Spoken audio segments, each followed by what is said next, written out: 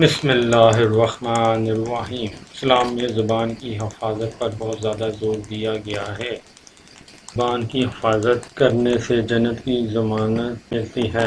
زبان کی حفاظت کرنے سے جنت کی ضمانت ملتی ہے، جس کے متعلق ایک حدیث ہے کہ رسول اللہ صلی اللہ علیہ وآلہ وسلم نے فرمایا کہ جو مجھے اس کی ضمانت دے دے جو دونوں جبروں کے درمیان ہے، یعنی زبان کی، اور اس کی جو دونوں ٹانگوں کے درمیان ہے، یعنی شرمگاہ کی، تو میں محمد صلی اللہ علیہ وآلہ وسلم اسے جنت کی ضمانت دیتا ہوں۔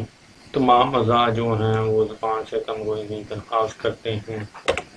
چنانچہ ایک حدیث ہے جس میں رسول اللہ صلی اللہ علیہ وآلہ وسلم نے فرمایا کہ انسان جب صبح کرتا ہے تو اس کے سارے اعضاء زبان کے بعد سامنے اپنی عاجزی کا اظہار کرتے ہیں اور کہتے ہیں کہ تو ہمارے سلسلے میں اللہ سے ڈر، اس لیے کہ ہم تیرے ساتھ ہیں، اگر تو سیدھی رہی تو ہم بھی سیدھے رہیں گے، اور اگر تو ٹیڑھی ہوگی تو ہم سب بھی ٹیڑھے ہو جائیں گے۔